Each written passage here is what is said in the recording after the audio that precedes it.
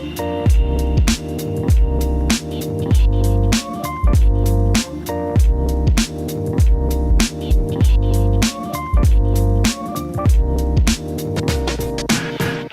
sciences de gestion sont des sciences fondamentales et nous allons voir ce que ça signifie en termes de théorie de l'action collective. Armand Hatchuel, bonjour. Armand Hatchuel, professeur à Mines ParisTech PSL Université et Centre de gestion scientifique Mines ParisTech. Donc qu'est-ce que ça veut dire du point de vue de la théorie de l'action collective? Alors bonjour Jean-Philippe et merci de votre invitation.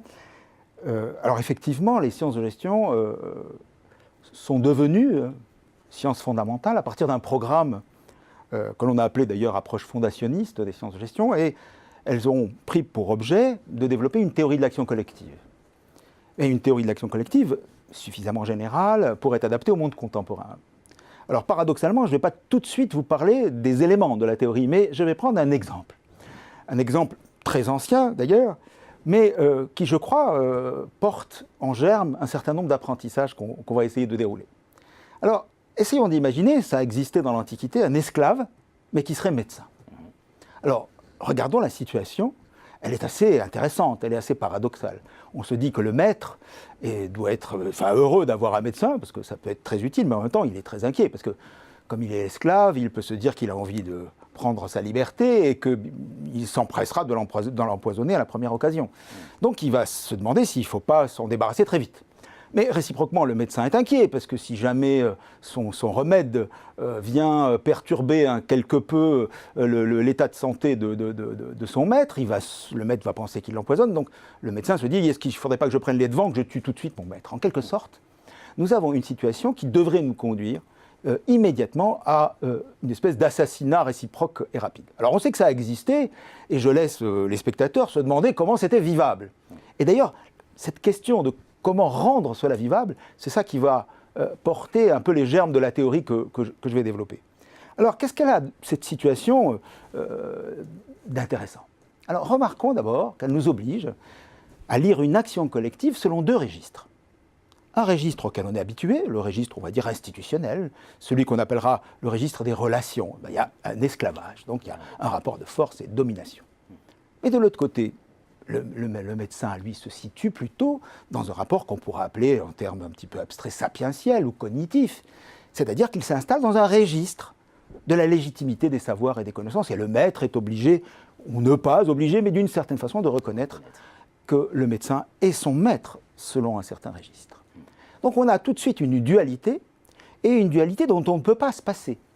On ne peut pas se passer pour décrire la situation de ces deux dualités, sinon on va faire disparaître le paradoxe. Deuxième élément, on a une indécidabilité de l'action collective. Qu'est-ce qui va se passer? On ne peut pas le prédire.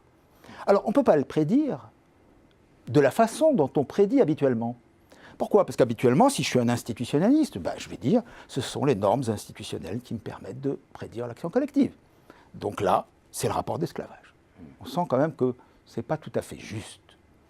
Si je prends à l'inverse les théoriciens d'un cognitivisme, on dirait, il n'y a qu'à regarder, faisant une analyse coût-efficacité, et en gros, le médecin peut être à peu près rassuré parce qu'il a quand même quelque chose à vendre. Donc vous voyez que, en fait, dans cette situation-là, les deux théories classiques, théorie institutionnaliste ou une théorie de la rationalité des comportements, ne permettent pas de prédire ce qui va arriver.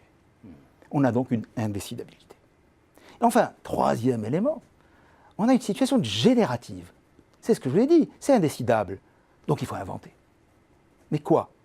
Qu'est-ce qu'on va inventer? Alors imaginez par exemple, juste pour nourrir la conversation, mais c'est peut-être ce qui s'est passé, que le maître va promettre l'émancipation. Autrement dit, il va sophistiquer la relation institutionnelle.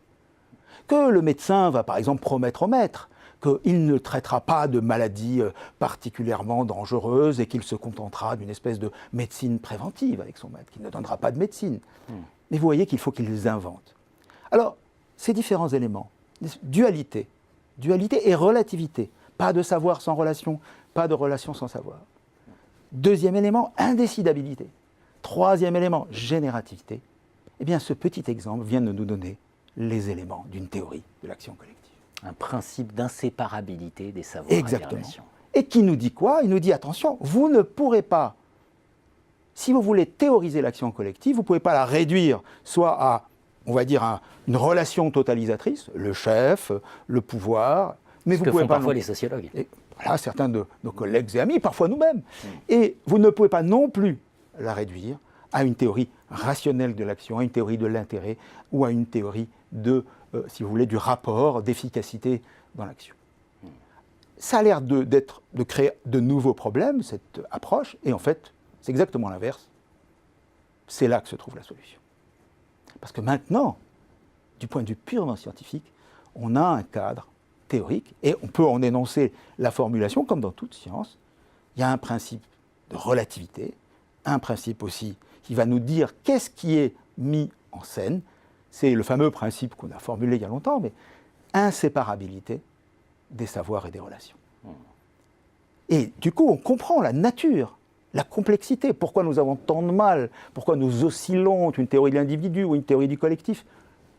Eh bien non, constatons d'emblée, ce qui est déjà arrivé dans plusieurs sens, que ce qui fait l'action collective, c'est ce dualisme qui est à la fois nécessaire et en même temps qui nous crée une inséparabilité et parfois une indécidabilité. Alors, on peut dire saluer le bel effort de théorisation, mais est-ce que ça a des effets, cette théorie?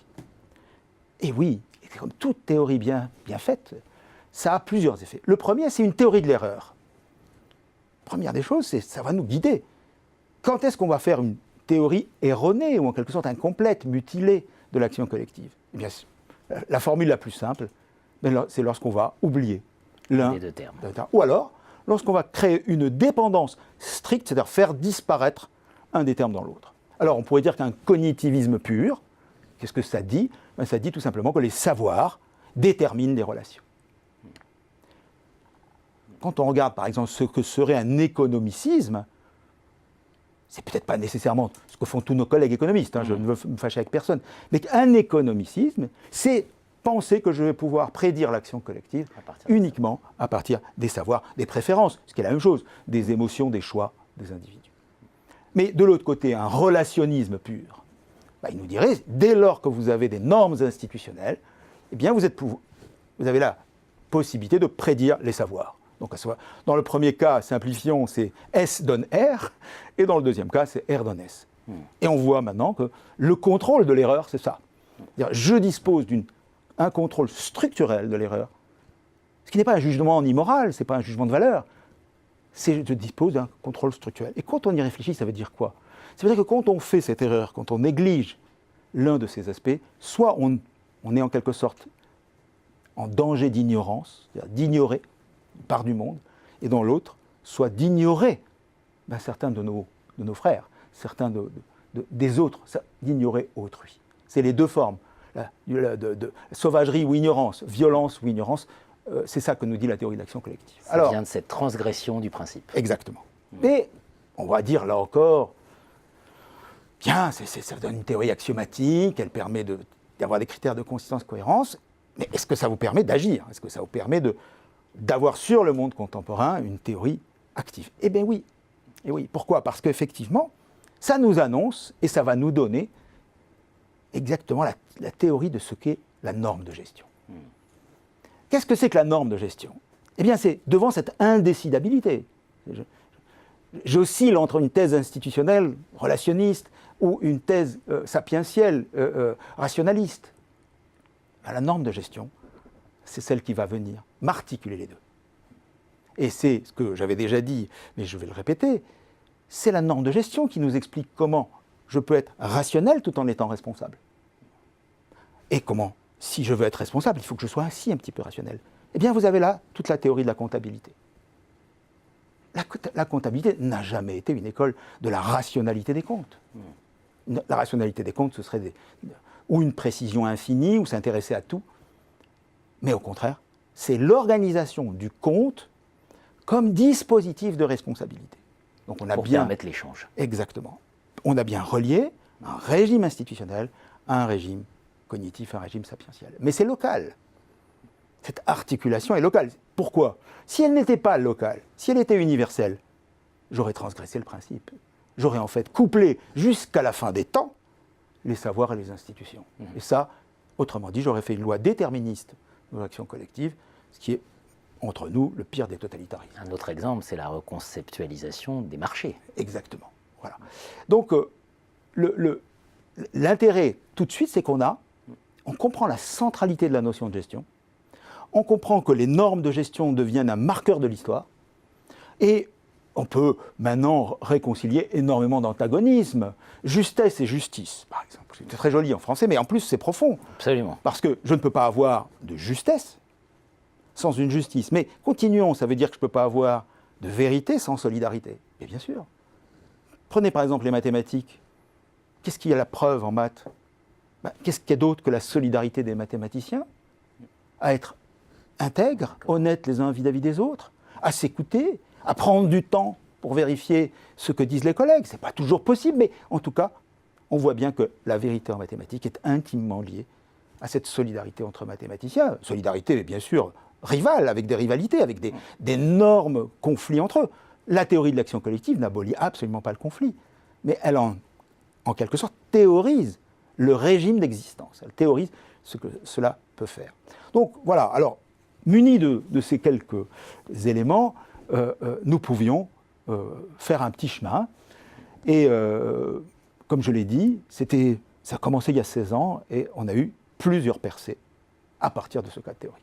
Je vous retrouverai pour évoquer ces percées rendues possibles par cette théorie axiomatique. Merci Armand Tuel. Merci.